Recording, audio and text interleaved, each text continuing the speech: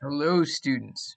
So let's say now I want a collection of squares of two-digit numbers, but I don't want all of them. So I mean, what are some squares of two-digit numbers? Well, uh, the smallest one would be 100. The largest one would be 9801.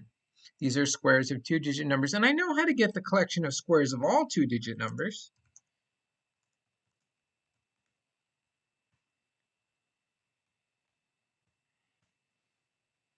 Positive two digits if I'm including one. If I want to do non-negatives, I could allow this to just be range 100 if I'm including the non-negative number 0. So, but this is not what I want. Let's say I want the collection of squares of two-digit numbers, but I only want the numbers that are between 1,000 and 2,000, like the squares that are between 1,000 and 2,000. How could I get that? So I've told you before that we have a math part of our comprehension, that's the x squared, and an iterable, which is our container, which we're taking things out of to put into the map. And that's how we make our set. But there's actually a third part. And what I could do is I could filter out stuff I don't want. So let's say I only want the squares that are between 1,000 and 2,000, and I want to throw away everything else. Well, I'm going to do that with this third part on the right, to the right of the container. And this part is called a filter because it filters out the stuff we don't want. So I only want the stuff where x squared happens to be in the right interval. So I want 1,000 to be less than x squared to be less than 2,000. I didn't formally say whether I wanted less than or equal to or less than, so I'm going to say now I want it to actually be strictly between 1,000 or 2,000. Otherwise, I don't want to include that square in the set. Does everyone understand what I'm doing? I'm taking the set of all squares that are between 1,000 and 2,000. And what I get is just that. These are those squares. Now, there's a related set that I could ask. I could ask what numbers have squares that are between 1,000 and 2,000. And if I'm in the non-negatives, because, with negatives, if you square them, they become positive. So I don't want to worry about that. Let's just stick to positive numbers or non-negative numbers. So in order to get that, what I could do is I could just do this. And let's see what happened here. What did we ask for? We asked for the set of all x, where x was a two-digit number, so that x squared is between 1,000 and 2,000. So these are the numbers that have squares between 1,000 and 2,000. And these are the squares themselves. And we could do that by changing the map, but keeping the filter the same. Because the requirement that we're looking for is we want that square to be between 1,000 and 2,000. In one case, we want the actual square, and that we just ask for x squared. In the other case, we don't want the square, we just ask for x. What value has x squared between 1,000 and 2,000? So hopefully that makes some sense. You'll see I have squares on the right. Here I have a square. Here I don't have a square. What would happen if I actually did something like this? I had a square on the left,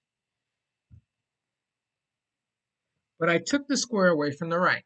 Think about what that's going to do.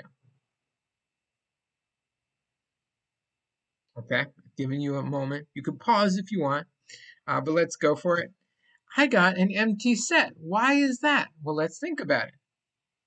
So here I'm asking for the set of all x squared, where x is under 100, but I'm only including it if x is greater than 1,000.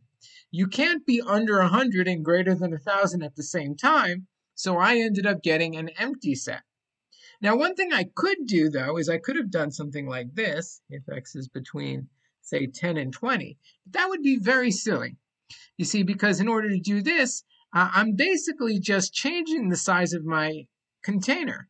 And I could just change the size of the container manually. If I wanted x between 10 and 20, what I could do is I could just say, hey, I want x between 10 and 20.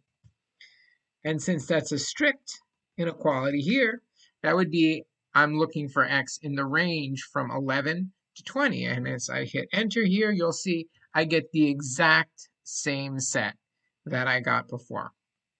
So hopefully you can make some sense out of all of these examples. A filter on the right just helps us decide what we want to include. For example, for another example, let's say I want, let's stick with squares, why not? Let's say I want the squares of 2-digit numbers. We'll go with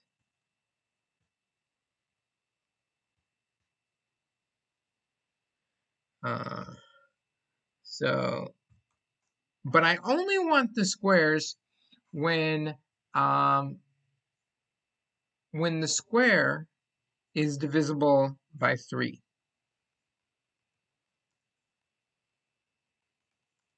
So that would mean that x squared mod 3 is equal to 0. Either you could look at it as two ways. One way you could look at it is, hey, if you understand modular arithmetic, you could say, I only want to keep the ones where x squared is congruent to 0 mod 3. Another way you could look at it is, I want to see if x squared is divisible by 3. So what I'm going to do is I'm going to divide it by 3 and take the remainder, and that remainder better be 0. So either way of looking at it, you get this sort of same thing on the right. And let's check out what happened. I got all of these values here. And there's a lot of them, and that's because, hey, if x is divisible by 3, x squared is going to be divisible by 3, right? So because it's going to be divisible by 3 more than once. You can definitely divide it by 3 at least twice, and you'll still get a whole number. So that's why I got that. So you can come up with different types of filters on the right and just apply them to whatever your set is. And that's your introduction to the filter portion of a set comprehension.